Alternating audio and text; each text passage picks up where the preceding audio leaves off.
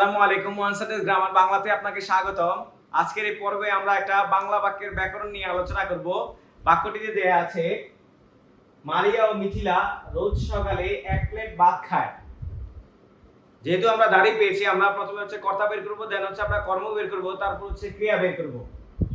যেহেতু আমাদের এখানে হচ্ছে কর্তা বের করতে হবে, আমরা প্রথমে কর্তা বের করতে হলে কে কারা কার কাদের দিয়ে যদি প্রশ্ন করি যে উত্তর আসে, তাহলে সেটাকে বলা হয় কর্তা। তাহলে আমরা এখানে যেহেতু দুইজন বিশেষ্য আছে, দুইটা বিশেষ্য আছে, তাই আমরা এটাকে কি করব, কারা দিয়ে প্রশ্ন করব। কারা রোজ সকালে এক প্লেট ভাত খায়, তাহলে হবে মারি এবং মিথিলা। আমরা জানি কারা কে বা কারা কার পরবর্তীতে আমরা কি বা কাকে দিয়ে প্রশ্ন করব। কি বা কাকে দিয়ে প্রশ্ন করলে যে উত্তর আসে সেটাকে বলা হয় কর্ম। তাহলে ভাতটা হচ্ছে আমাদের কর্ম আর খায়টা হচ্ছে আমাদের ক্রিয়া। আমরা কর্তা পেয়েছি, তারপর হচ্ছে কর্ম পেয়েছি, তারপর হচ্ছে ক্রিয়া পেয়েছি। এখন আমরা হচ্ছে এই বাক্যের মধ্যে উদ্দেশ্য বের করব। আমরা জানি ওই কর্তাটাই হচ্ছে উদ্দেশ্য। পরবর্তীতে আমরা এখানে ভাত পেয়েছি। আমরা জানি এই রোজ সকাল থেকে শুরু করে এই পর্যন্ত অংশটাকে আমরা কি বলবো, বিদেয় বলবো। এখানে বিদেয় এই অংশটা একেবারে এই থেকে এই পর্যন্ত অংশটাকে বলা হয় প্রসারক। ইংলিশে এটাকে প্রি মডিফায়ার বলা হয়। আর এখানে ভাতটাকে বলা হয় পূরক, মানে এটা হচ্ছে বিদেয়ের পূরক। আর এই খায়টাকে বলা হয় বিদেয়ের ক্রিয়া।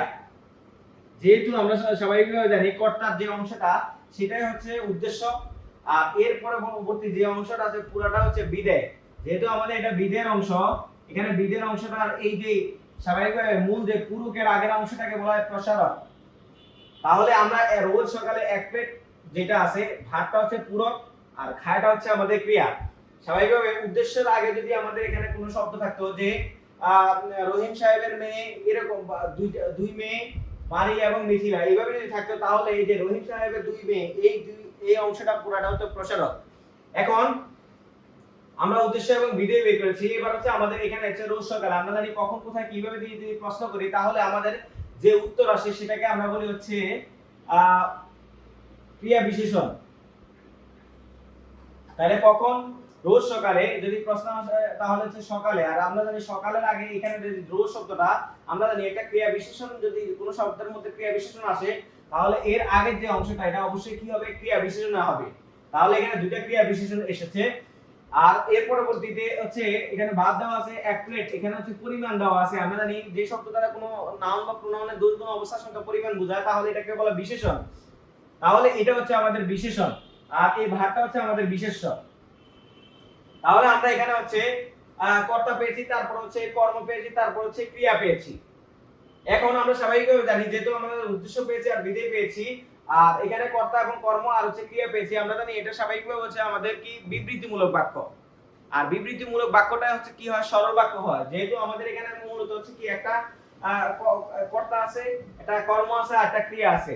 একাধিক ক্রিয়াও যদি থাকে তাও আমাদের কি করার নাই, আমরা জানি স্বাভাবিকভাবে একটা সমাপিকা ক্রিয়া আর হচ্ছে একাধিক অসমাপিকা ক্রিয়া থাকলো, এটা হচ্ছে কি হবে, সরল বাক্য হবে।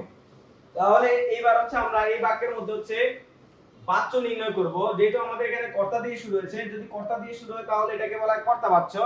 আর যদি কর্ম দিয়ে শুরু হয় তাহলে এটাকে বলা হয় কর্মবাচ্য। যেহেতু আমাদের এখানে মারিয়া আর মিথিলা দিয়ে শুরু হয়েছে, এরা হচ্ছে কর্তা, আর কর্তা দিয়ে যদি শুরু হয় তাহলে এটাকে বলা হয় কর্তাবাচ্য। এখন আমরা হচ্ছে এই বাক্যের মধ্যে স্বাভাবিকভাবে কারক নির্ণয় করব। যেহেতু আমরা এখানে জানি কে বা কারা কার বা কাদের দিয়ে যদি প্রশ্ন করি, তাহলে যে উত্তর আসে সেটাকে বলা হয় কর্তা। আর কর্তা কারকটা স্বাভাবিকভাবে কি হয়, কর্তৃকারক বা কর্তাকারক হয়। তাহলে এখানে মারিয়া আর মিথিলা হচ্ছে আমাদের কর্তাকারক। আর মারিয়া আর মিথিলা এখানে ও যোজক দ্বারা যুক্ত হয়েছে, এই জন্য এই দুটোটাকে আমরা কি বলতে পারি, বিশেষ্য বর্গ বলতে পারি। স্বাভাবিকভাবে দুটো বিশেষ্য যদি হচ্ছে যোজক দ্বারা আবদ্ধ হয় তাহলে এটাকে বিশেষ্য বর্গ বলতে পারি। এছাড়াও দুটো বিশেষ্য আগে যদি বিশেষণ অথবা ক্রিয়া বিশেষণ থাকে তাহলে আমরা এটা বিশেষ্য বর্গ বলতে পারি। এখন হচ্ছে কখন যদি প্রশ্ন করি তাহলে হয় রোজ সকালে। আমরা জানি কখন দিয়ে যদি কখন কোথায় এবং হচ্ছে কোনো বিষয় যদি প্রশ্ন করি তাহলে যে উত্তর আসে সেটাকে বলা হয় কখন কোথায় কিভাবে দিয়ে প্রশ্ন করলে উত্তর আসে ক্রিয়া বিশেষণ। আর ক্রিয়া বিশেষণ তাই স্বাভাবিকভাবে হচ্ছে কি হয়, আমাদের অধিকরণ কারক হয়। আর অধিকরণ কারকটাকে আমরা প্রশ্ন করি কখন কোথায় আর হচ্ছে কোনো বিষয়। যেহেতু আমরা কখন দিয়ে প্রশ্ন করেছি তাহলে সকালে হবে আমাদের অধিকরণ কারক। এর পরবর্তী যে আমরা প্রশ্ন করেছি কি কি খায়, তাহলে আমরা জানি কি খায় বা কাকে দিয়ে প্রশ্ন করলে যে উত্তর আসে এটা হচ্ছে কর্ম, আর কর্মটা হচ্ছে কর্মকারক। এই বা বাক্যের মধ্যে স্বাভাবিকভাবে একটা যোজক আছে, আর হচ্ছে এখানে সকালের সাথে এ আছে, তাহলে এই যে যুক্ত আছে আমরা স্বাভাবিকভাবে জানি যদি কোনো শব্দের সাথে অর্থাৎ ক্রিয়ার সাথে যদি কোনো বিভক্তি যুক্ত না হয় তাহলে এটাকে বলা হয় শব্দ বিভক্তি, আর যদি ক্রিয়ার সাথে যুক্ত হয় তাহলে এটাকে আমরা বলি ক্রিয়া বিভক্তি।